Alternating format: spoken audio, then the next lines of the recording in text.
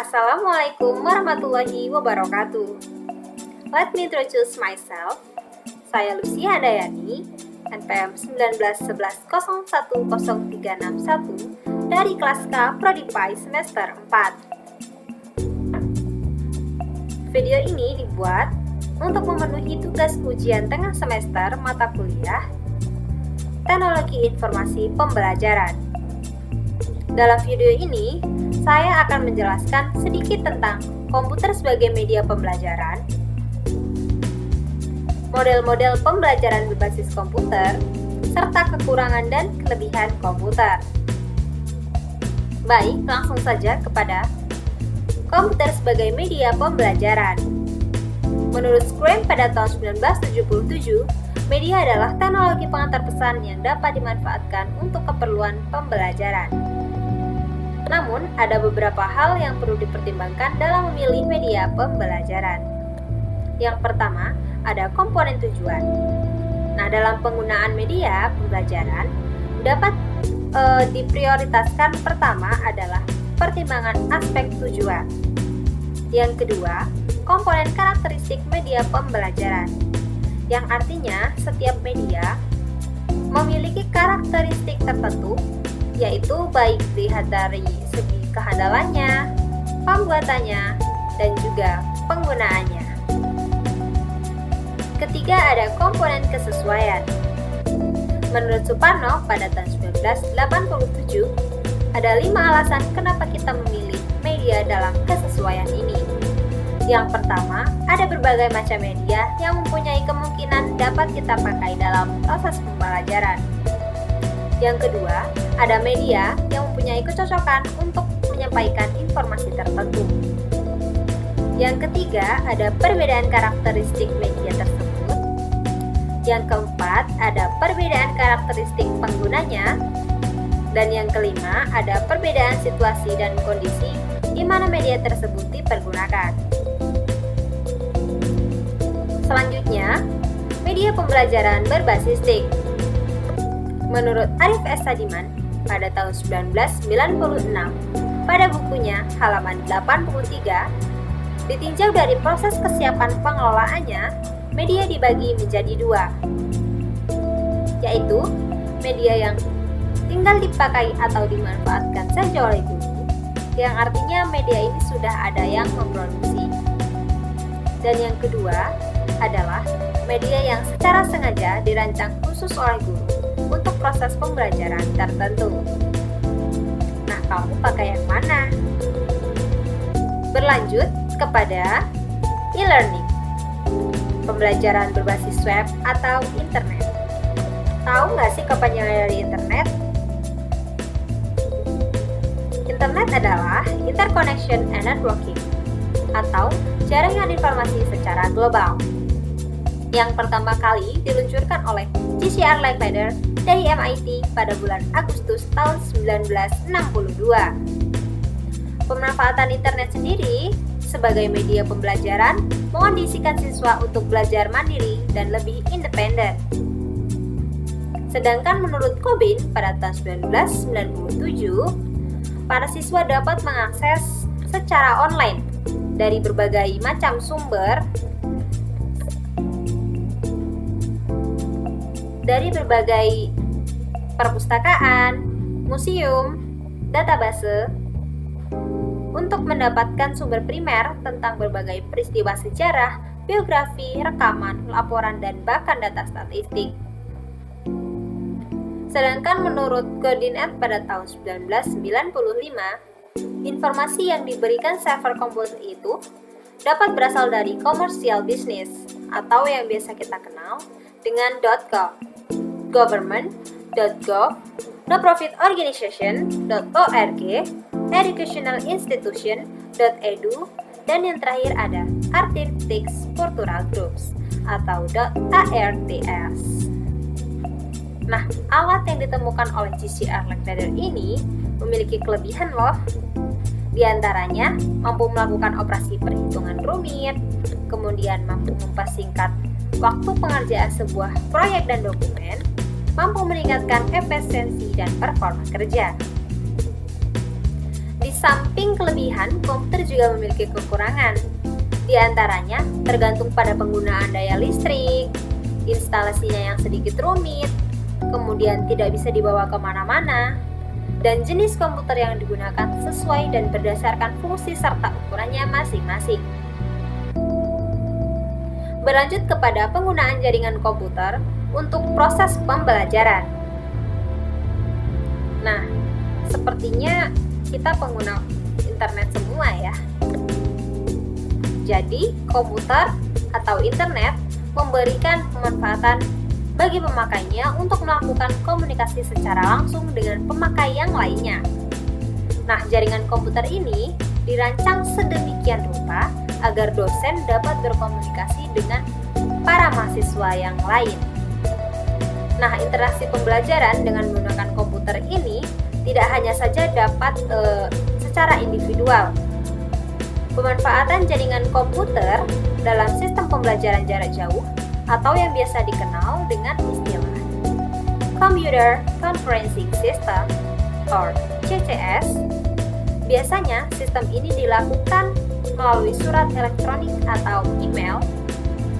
Nah, kemudian beberapa pemanfaatan kelebihan jaringan komputer dalam sistem pendidikan jarak jauh, diantaranya dapat memperbaiki model-model tutorial, dapat membatasi hambatan waktu dan waktu dalam mencari informasi, dan CCS ini memberi kemungkinan bagi mahasiswa dan dosen untuk melakukan interaksi pembelajaran langsung antar individu, individu dengan kelompok, dan kelompok dengan kelompok.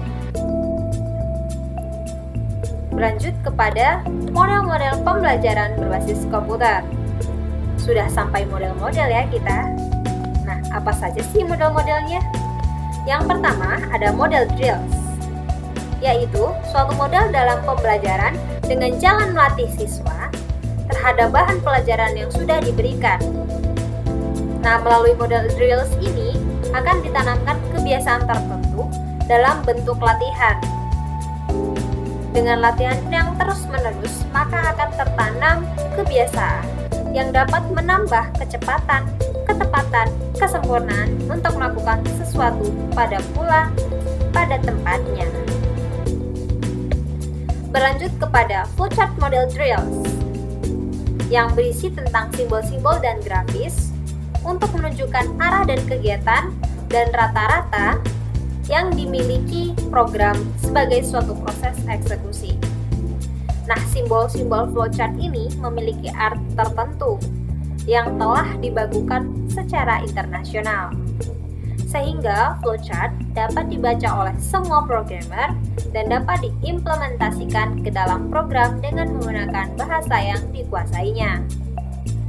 Berikut adalah model-model atau flowchart simbol model drills. Simbol flowchart model drills.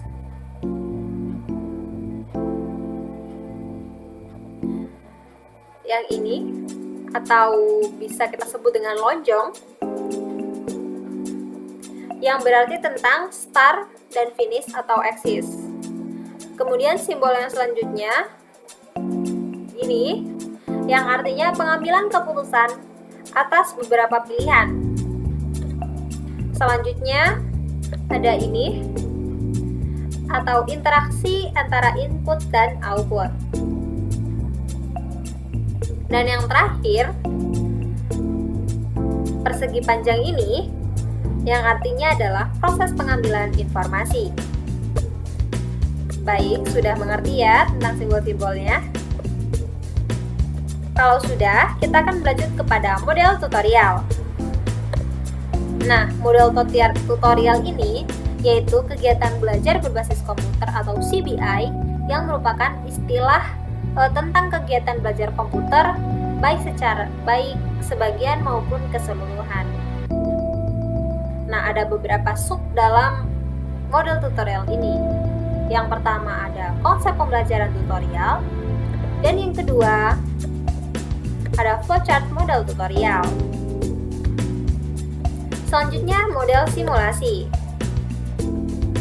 Simulasi merupakan strategi pembelajaran yang bertujuan memberikan pengalaman belajar yang lebih konkret melalui ciptaan tiruan-tiruan dalam bentuk pengalaman yang beresiko.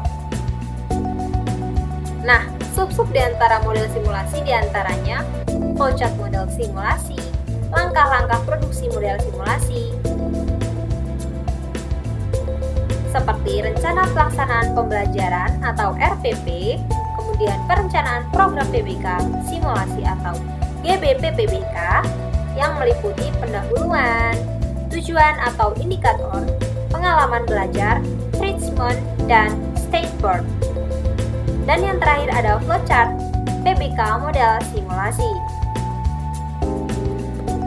Setelah model simulasi, kita akan bahas tentang yang terakhir, yaitu model instructional games.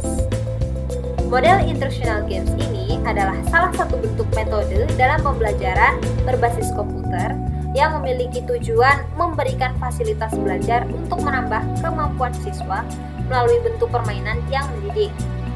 Nah, karakter instructional games ini diantaranya ada tujuan, aturan, kompetisi, tantangan, khayalan, dan juga hiburan. Kemudian, tujuan dari instructional games diantaranya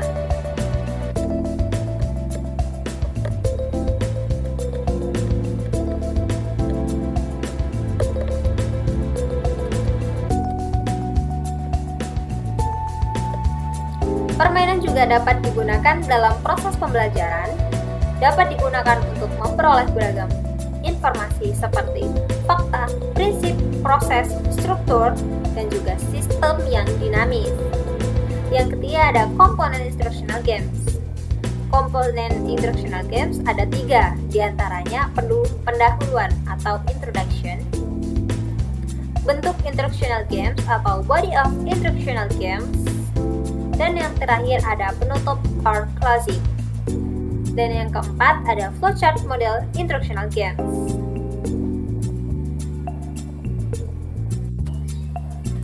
Itulah dia sedikit penjelasan dari saya dalam video ini tentang komputer dan internet yang sangat berguna sekali bagi kita. Adapun kekurangan dan kelebihan, kemudian model-model dalam pembelajaran. Apalagi dalam situasi COVID-19 sekarang ini yang memang mengharuskan kita semua untuk belajar daring atau online atau belajar dari jarak jauh seperti itu. Namun, semoga pembelajaran ini tetap efektif, efisien, dan kondusif. Banyak juga dari teman-teman yang bertanya kepada saya tentang model-model pembelajaran yang berbasis komputer ini. Pertanyaan seperti ini. Kira-kira dari kelima model tersebut, manakah model yang paling efektif dan efisien? Nah, jawaban dari saya pribadi, menurut saya, adanya model-model ini atau dari kelima model ini pastinya sudah dirancang khusus sedemikian rupa agar jalannya pembelajaran bisa efektif dan efisien, seperti itu. Namun, kembali lagi kita harus melihat situasi dan kondisi, sarana dan prasarana agar kita sebagai guru bisa bijak dalam mengambil keputusan dan mengimplementasikan model-model tersebut. Karena apabila kita menggunakan model, misalnya kita menggunakan model drills terus atau flowchart terus, itu kan pasti juga akan membuat pembelajaran ini jadi terasa lebih monoton. Alangkah baiknya kita sebagai guru bisa mengimplementasikan dan menyesuaikan seperti itu terhadap apa yang ada dalam sekolahan tersebut. Baik, mungkin hanya itu yang dapat saya sampaikan. Terima kasih. Kurang lebihnya saya mohon maaf. Stay safe. Jangan lupa jaga kebersihan dan wassalamualaikum warahmatullahi wabarakatuh.